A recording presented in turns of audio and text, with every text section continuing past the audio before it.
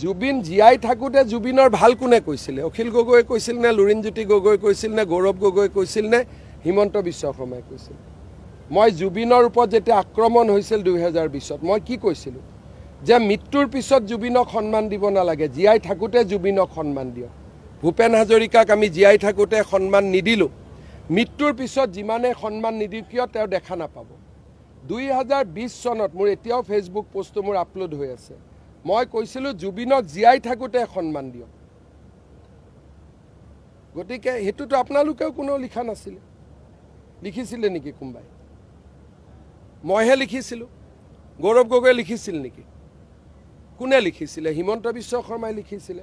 কাৰণ মই জানিছিলোঁ জুবিনক মৃত্যুৰ পিছত সকলোৱে সন্মান দিব, কিন্তু মই কৈছিলোঁ জীয়াই থাকোঁতে জুবিনক সন্মান দিয়ক। গতিকে জুবিনৰ অনুৰাগীৰ ভিতৰত মোৰ নম্বৰটো আহি যাব আৰু নিজৰ ককায়েক হিচাপে আহিব। গতিকে এইকাৰণে মোৰ লগত আমাক লৈতো মানুহ ভীষণ সন্তুষ্ট যে জুবিনক ইমানখিনি আমি সন্মান দিছোঁ আৰু দিব লাগিব, আৰু তাৰো প্লেনো আমি কৰি আছোঁ।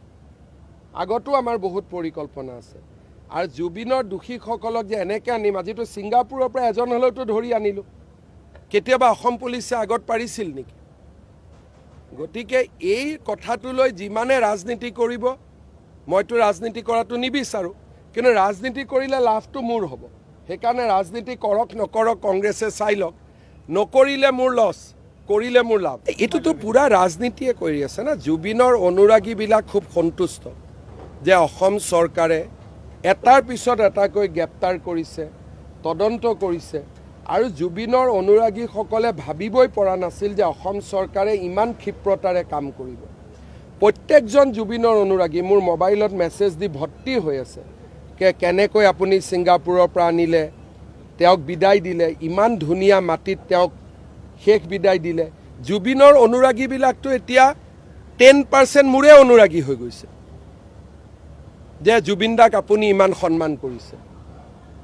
আৰু জুবিনৰ অনুৰাগীৰ ভিতৰতো মই নিজেও আছোঁ। মোৰ দেউতাৰ গান কোনে বনাইছিলে? জুবিনে বনাইছিলে।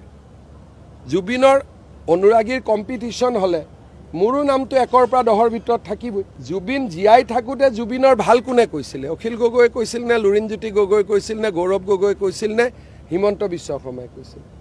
মই জুবিনৰ ওপৰত যেতিয়া আক্ৰমণ হৈছিল 2020ত মই কি কৈছিলোঁ? যে মৃত্যুৰ পিছত জুবিনক সন্মান দিব নালাগে, জীয়াই থাকোঁতে জুবিনক সন্মান দিয়ক। ভূপেন হাজৰিকাক আমি জীয়াই থাকোঁতে সন্মান নিদিলোঁ, মৃত্যুৰ পিছত যিমানে সন্মান নিদিওঁ কিয় তেওঁ দেখা নাপাব। 2020 চনত মোৰ এতিয়াও ফেচবুক পোষ্টটো মোৰ আপলোড হৈ আছে। মই কৈছিলোঁ জুবিনক জীয়াই থাকোঁতে সন্মান দিয়ক। গতিকে সেইটোতো আপোনালোকেও কোনো লিখা নাছিলে, লিখিছিলে নেকি কোনোবাই? মইহে লিখিছিলোঁ, গৌৰৱ গগৈ লিখিছিল নেকি? কোনে লিখিছিলে? হিমন্ত বিশ্ব শৰ্মাই লিখিছিলে। কাৰণ মই জানিছিলোঁ জুবিনক মৃত্যুৰ পিছত সকলোৱে সন্মান দিব, কিন্তু মই কৈছিলোঁ জীয়াই থাকোঁতে জুবিনক সন্মান দিয়ক। গতিকে জুবিনৰ অনুৰাগীৰ ভিতৰত মোৰ নম্বৰটো আহি যাব আৰু নিজৰ ককায়েক হিচাপে আহিব।